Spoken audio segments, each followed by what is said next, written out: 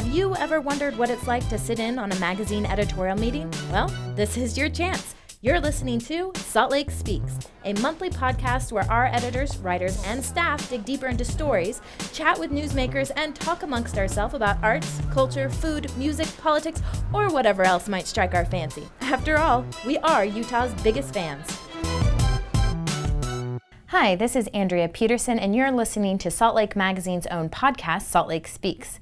This podcast is sponsored by SLC Med Spa. SLC Med Spa introduces the only guaranteed cellulite treatment, Selfina. Selfina results are guaranteed for a year, or you will be treated again for free. Call SLC Med Spa for a complimentary consultation at 801-419-0551. The morning of November 11th, 2016 began like any other Friday morning for Charla Bocchicchio. She woke up to her alarm going off and was ready to get out of bed for an early morning yoga practice to kick off her weekend. And just like the rest of us, she grabbed her phone to see what she might have missed during the sleeping hours of the night.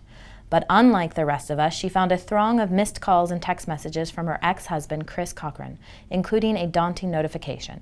Cassidy Aspen Cochran was born June 22, 1994. Without hesitating, Bocchicchio quickly called Cochran to hear the thing every parent dreads to hear. She's gone. Cassidy's gone. She's dead. Cassidy, only 22 years old, had passed away of an opioid overdose. High doses of fentanyl had been found in her system by the medical examiner. Cassidy and her boyfriend Frank thought they were taking heroin, but it ended up being something more lethal. Across the nation, fentanyl is now the fifth most common drug involved in overdose deaths. Counterfeit pills are common on the street, but with fentanyl, one person may take a fake pill and use it, and the next person may take the pill and die almost instantly.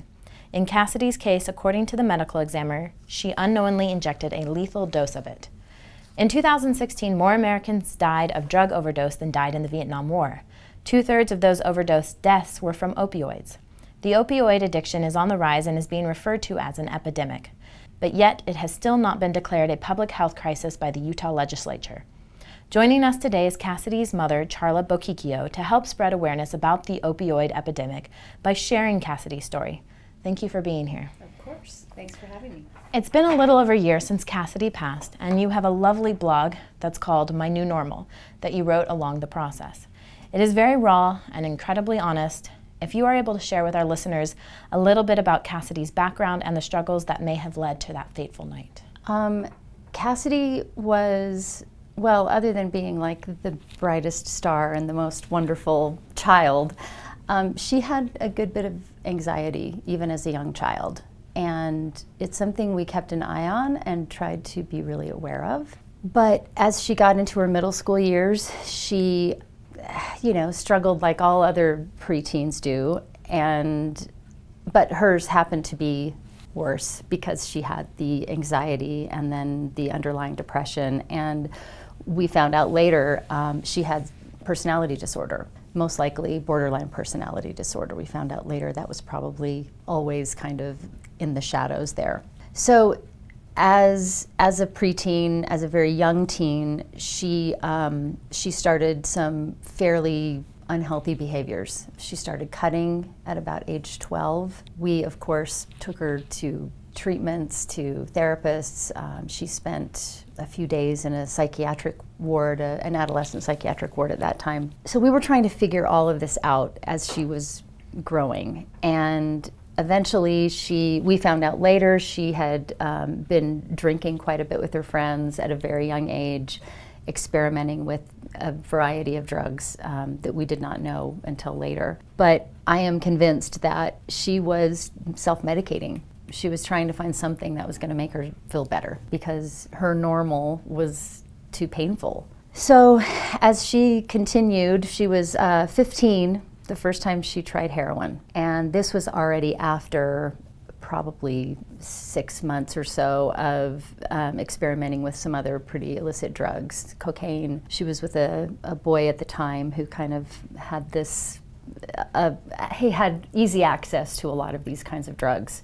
And so it made it really easy for her to move in that direction. She and her boyfriend at the time were doing cocaine mostly, we found out, and she didn't like the way it made her nose feel. So she thought, why don't we inject it? That's brilliant, right? It's fast. So once she introduced the needle into her life, that opened up a whole new area for her. And their drug dealer, one day they went to get cocaine, and he said, hey, here's something for free you can try. It was heroin, and she never went back. Once she tried heroin, the way it made her feel, she was, there was no way that she could ever go back from that, I'm convinced.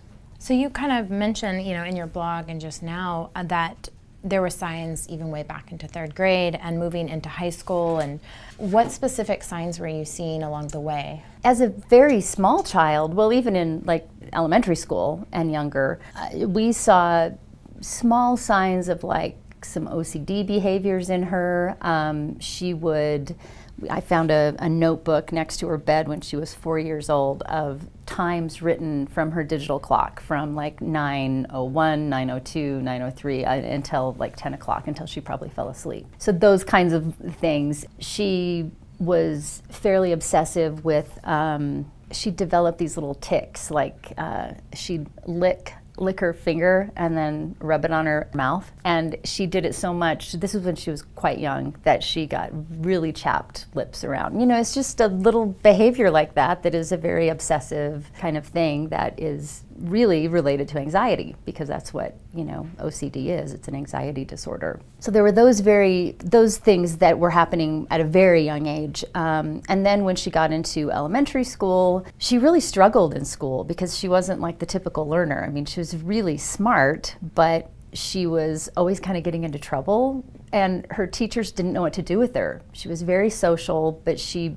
kind of, she was challenging to have in a classroom of other typically developing kids who, learned in the way that they were teaching. So her third grade teacher, she was convinced that something was wrong with her. She had her kind of go through this battery of tests, including IQ testing, all kinds of things. I can't even remember all the tests they did with her at that time, but we got the results back, and we're sitting in this office with the counselors and the teacher and the principal and the assistant principal, and they're going over these results going, well, they kind of just threw their hands up because they're like, well, she's actually above average IQ-wise.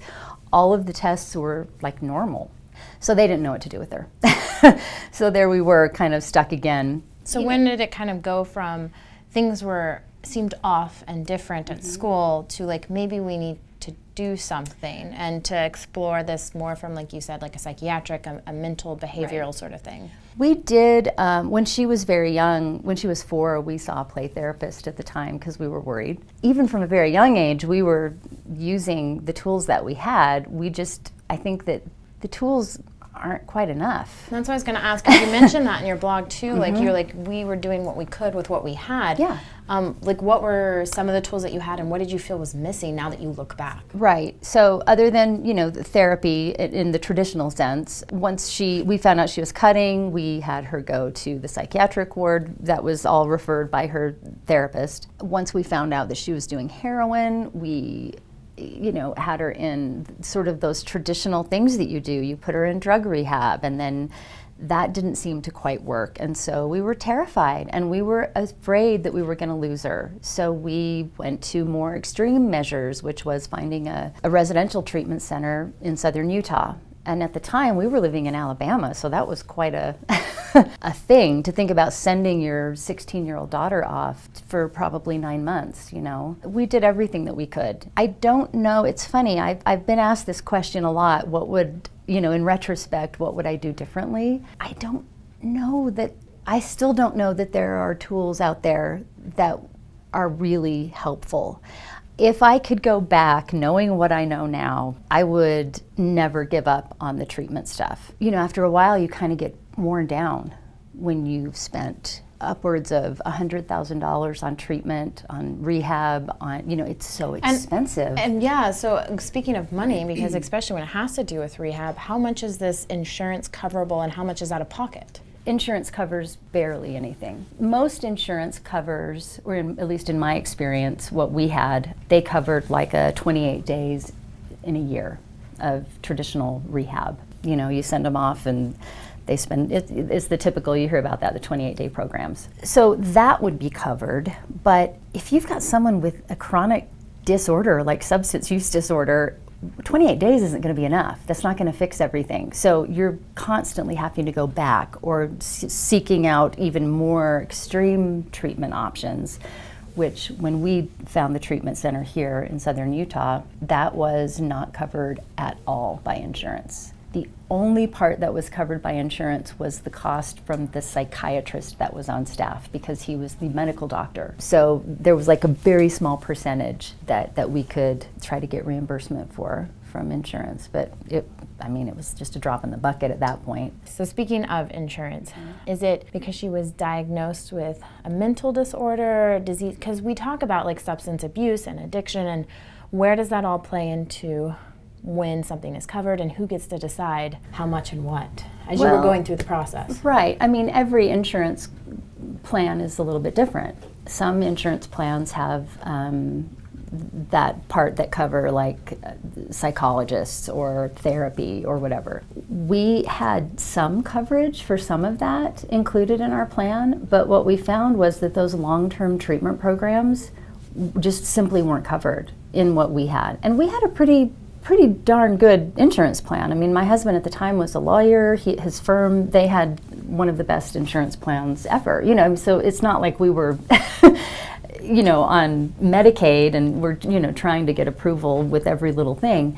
So for ours, and again, it's going to be different for everybody out there. But it's kind of scary to think about that. Like if you run out of money and you've got something like a mental disorder, and like thinking about maybe this people that you've spoken with, or like just even your own, you're like, you get to a point where you're like, I have no more money to help my daughter. Absolutely. Did you guys get to that point, or was there other things involved?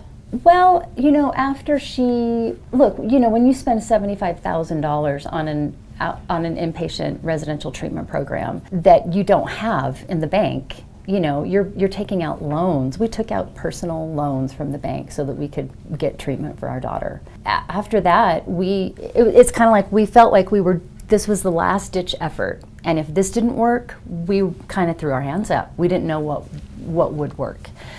Because all the research we did, this was one of the best treatment facilities ever for this kind of issue, and it wasn't just a drug rehab. This was a residential treatment center that was looking at the whole person. They were treating her psychiatric issues and the substance use disorder as well. So, yeah, we kind of ran out of money. I mean, we could have gotten more loans. If we felt like it would really help, but you kind of reach that point where she gets out of a 9-month treatment program, and a few months later she's relapsed. So going off of that, I mean, the numbers show that about 10% of people with substance abuse problems actually get treatment, and Cassidy was, and like you said, had just gotten out of that 9-month residential program. What maybe are some aspects of the program that along the way did you feel were unsuccessful for Cassidy, or that didn't help for her relapses? Here's what's interesting about residential treatment. It works while they're there because it provides incredible structure. It provides this, they have all the tools right there. They have accountability every day, and the structure, again, is hugely important. But once you take them out of that safe environment that's heavily structured like that, I think it doesn't quite translate to the real world.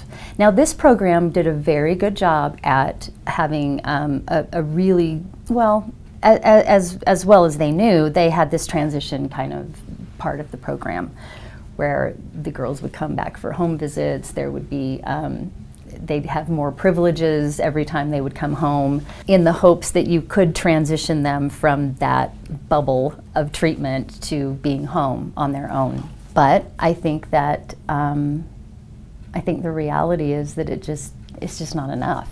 The more I've looked at treatment options for opiate use disorder in particular, I think that a medical piece of it is really important. And they're starting to talk about this more. I was just reading an article today that was talking about that part of it, that I can't remember what they call it, medically supported treatment or something like that. There's a term we should look up.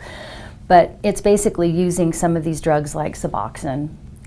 Some people call them opiate replacement therapies. I don't like that term because that's just a personal thing for me. I think it's okay to accept that you might need a replacement, because it is a physically addictive drug and it's remapping the brain. I mean, that you kind of don't stand a chance, especially when you've got introduced to a brain that's 15 years old. This is a developing brain anyway. So you've got this highly addictive drug that is telling your brain that it needs it. I mean, it's like, what do? Of course you kind of do need it. So isn't it okay to still give a safe amount? That would be my question. But we stigmatize it. And I think in general, society says, no, all opiates are bad. You know, it's an opiate, we've got to get them off. That's the only way to do it, is they've got to be clean. So it's kind of like a cold turkey sort of aspect, or is there like a weaning off? Well, I think any responsible treatment center is going to wean them off, because withdrawal is pretty tough. But there are some programs that use Suboxone, which is, I don't know all the ins and outs of Suboxone, but I do know that from what I understand, it blocks the opioid receptors, so that even if you were to use heroin, it wouldn't really work. It doesn't give them the high that they get from heroin or fentanyl. But again, I don't know all the specifics of it. I do know that Cassidy tried Suboxone for a while, and left to her own devices, she just was still craving the heroin, or she would do okay with the Suboxone for a while, and then something would happen in her life, and she would kind of fall off the edge, you know, and then she'd kind of fall down into that group of people that was unstable, or she'd have a relationship that went bad, and she'd go to her fallback, which was heroin. Speaking of that, you mentioned in your blog and in the articles and stuff that she struggled with depression and anxiety and wanted to self-medicate. Mm-hmm. Was there no prescriptions that she was getting from doctors and the medical world that would help her, that would lead her to not have to self-medicate? That's a good question. She had some medications for her psychiatric issues, but I don't know, as far as I'm concerned, psychiatric medicine is it's not like an exact science from what I've seen. So much of it is just experimenting with, okay, how does this drug make you feel? We'll try this medication for a while. What are the side effects? Oh, okay, that's too uncomfortable, well then we'll change you. So it's like she was going back and forth between medications because they were trying to find the magic pill. And the truth is, there is no magic pill unless you try heroin, which seems like the magic pill at the time. You know what I mean? So like, that's why it's so powerful. Do you know what it was that felt so perfect and like a good fix for her? Aside from the addiction, obviously, but like, what was it in it that like seemed to be the solution for Cassidy? What was it about the heroin? Mm-hmm. Again, I've never done heroin, but I have taken an opiate for post-surgery, and I do know that feeling of euphoria. But what she talked about, because I mean, we did talk a lot about it once she was in treatment. What I got from her was that it was that moment where everything else just drops away. Like, all of the worry, all of the anxiety, her mind gets quiet, and she's finally able to be at peace in her own body. I think that's what happened the first time she did it, and then the really messed up thing is she probably kept trying to get that same feeling by continuing the use, and from what I understand, it's like chasing the dragon. You never can quite get what you had the first time, so you increase the dose and you do it more, and you think that you need to have that all the time.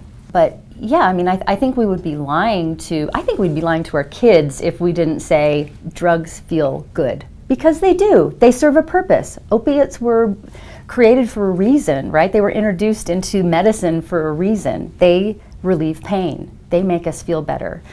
So I think we can't just throw out the baby with the bathwater. We can't get rid of opiates. I have family members who rely on opiates because of chronic pain. They're disabled. They couldn't live without them. The difference is the substance use disorder piece and the treatment of that when it becomes an issue, because there are people I know who have to have opiates to live, but they don't have substance use disorder because it's not getting in the way of their life. Sure, so it's managed. Like a bad mixture. Mm-hmm. You know, kind of going off of that, talking about the idea of how we refer to things or not refer to things. In an article you were part of, Sarah Wakeman, medical director of the Substance Use Disorders Initiative and the Addiction Consult Team at Massachusetts General Hospital, believes that words we use create the stigma around drug abuse. Using words like abuse create a culture of shame. Thinking about that and thinking about how you were with Cassidy and even just moving forward now, how does this affect someone and what kind of verbiage have you found would be better? I think this is a huge part of it. This is the key to starting to destigmatize it, this language piece, because it's so much a part of how we speak that we don't even know we're doing it. And I have to keep myself in check too, because I'll do it. Things like, rather than using clean, like, referring to someone who's suffering with addiction issues as clean. Because if we use the word clean when they're not using, that would imply that when they are using, they're dirty, right? I mean, it's like that opposite thing.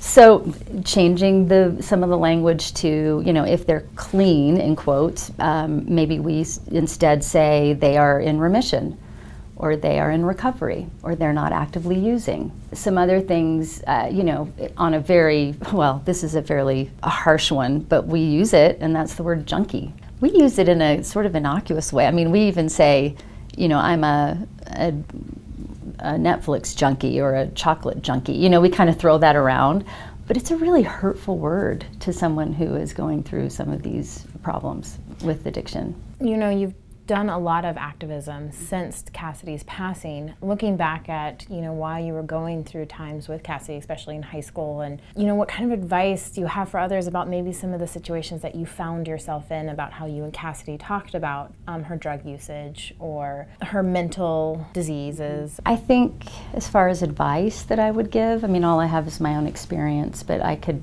I think what I'd want parents to know is to not judge them. If you've got a child that is suffering, literally suffering from a substance use disorder, and it's a disease, it's like any other disease, it's like having diabetes or Parkinson's or cancer or whatever, it is a disease. If we can look at it that way as parents and do everything we can in our power to help them with that disorder, just like we would if we found out they had diabetes, I think that would be my advice to parents. To treat it like the medical issue that it is. And what that does, if we can learn to do everything in our power to help it medically, then that does take away that judgment and the stigma. Because oh my gosh, it's incredibly frustrating. The behaviors that happen when you've got someone who is suffering with substance use disorder, the behaviors are just about as bad as they get. It's really frustrating as a parent to try to deal with it. Were there moments of, you mentioned a little bit in your blog about there were some mistakes you made along the way, and Definitely. Or what were I, like any parent, wanted my child to feel comfortable and to be happy. And so I think some of my biggest mistakes had to do with that, because I didn't want her to suffer. And so I would try to soften the blow for her as far as consequences from behaviors that were going on. Let me think of some really bad enabling that I did, because I really did. I was an enabler. And you don't ever want to. You don't want to enable someone to self-destruct. But what you end up doing is you try to make them comfortable. You don't want them to feel the full effects of their behaviors. And so you end up making excuses for them, lying for them, writing a school excuse because she's withdrawing. But you don't want her to get in trouble at school. Things like that. And it's embarrassing, to even admit that you've done those things. But you just want her to be comfortable. It's interesting when we talk about mental disease and disorders and word choices and whatnot, and still it's so easy for society to sit there and say, oh, well, you just like drugs and you're just a terrible person, and just put a blanketed statement over it. And it's interesting to point out that the week Cassidy died, the U.S. Surgeon General came out with a groundbreaking report stating that addiction is a chronic brain disease, not a moral failure. And that's huge, and we still kind of look at it as tisk, tisk, tisk. And, in fact, the Surgeon General stated that 21 million people were suffering with substance use disorder. And that's more than those with cancer. And that's a huge number that we don't even look at, and it's a taboo, and we don't talk about it. And it's like cancer, and the fact that it is an issue that is bigger than cancer. Mm-hmm. But cancer has such a larger awareness out there. Right. I'm just wondering, since you've become an activist or, a voice for this, what kind of changes are you seeing or are you hoping to see moving forward when people look at something like opioid abuse and abuse? There, I use the word. I know. It's hard not to. It's hard not to because it's been ingrained in us. Right. So what do you see that's happening or, what are you part of right now? Well, I think I have noticed that there's been a bit of a change, and it's going to take a while, right? Like you said, like just using those words, it's going to take time. And once we change the culture and how we talk about it, I think that it really has to start there. Because if that piece isn't in place, then we will continue to treat it as a moral failing, as a judgment. We put these people in this category of, they're just making bad choices, where it's really not about free will at all at a certain point. Maybe the first time they picked up the needle, it was about free will, but after that, it's over. So I think once the stigma piece is kind of taken care of, or maybe we're teaching kids in school the appropriate terminology for it, we're talking about it to our kids as parents in the proper way. I think even media is doing a much better job. Just my searching online for articles and things as I kind of go about my day, I'm very pleased to see that they're starting to use appropriate terminology in a lot of the written articles that I'm seeing, and even in the news. But once that happens, then I think the treatment piece is next, because we have to find appropriate treatments that are working, that are not just putting them away for a certain period of time and then reintroducing them back into society and going, good luck with the pat on the back. Like, that doesn't work. So hopefully that's all happening now. I don't know. I don't know what the psychiatric community is doing as far as moving forward with new treatments. I do know that they're talking a lot about this medically assisted therapy option. The 12-step program that's been around forever, a lot of people were coming out and saying, the 12 steps are not enough for people who have opiate use disorder. It's not enough. That spiritual component that seems to work for a lot of alcoholics or, people who are suffering with other kinds of substances, for whatever reason, that the opiate piece it's just too powerful to be taken care of with the 12-step program. So yeah, we've got to figure that out. Hopefully, once we figure that out, or maybe it happens at the same time, then the insurance piece happens along with it, which is, means the insurance is actually covering these treatments like they would chemotherapy or whatever, whatever kind of drug that they need. So I think there's so much that has to happen, but it's doable. I really believe that it can be done. I think talking about the prescription problem, because a lot of people, I think a lot of what's in the media right now is people saying, well, prescription drugs are the problem, and we need to get the doctors to stop prescribing all these opiates, which is fine and good, but some people need them. And the people who really need them or who have already developed substance use disorder because they were prescribed them, they're going to find it somehow. They're not going to wait for a doctor to prescribe it to them. They're going to find it on the street. They're going to look for heroin or fentanyl or whatever. So that's a whole other beast, like the whole prescription piece of it. No, it is, because that is a number that we have, that 80% of heroin users started with prescription opioids. And so it is kind of one of those things that, it is needed medically. But then it's like, you mentioned discussing that it is that trigger in the brain that says, I still need it, I need more of it. And it alters it. It's not just like alcohol feels good, it's like the brain is now telling you, you have to have it. Yeah. Which changes things. It does. For sure. Totally changes things. Yeah, it's a big change. But then they also are saying that, at least what they understand, is that some people have a genetic predisposition for it. That, no two people are alike, so you could introduce the same drug to two different people, one with the genetics of some of those addictive disorders and one without, and it doesn't seem to take hold as much on the person that doesn't have the genetics for it. So that's a whole other thing that's out of our control. Well, it's interesting going back to Cassidy's story, because there was a moment in her life, and you had found this school assignment letter of her writing kind of outside perspective of her life. And towards the end of the letter, she talks about how like she's going to start over. She's going to move to LA. She has a manager and an agent, and she's going to act, and she's going to clean things up and start over with a new brand of herself. And yet she ended up relapsing. It's just too powerful. She had a lot of those moments where a future looked bright and a future looked even possible. But it was interesting, in her letter she referred to today. I feel good today. And I think that's important, that there's a tomorrow.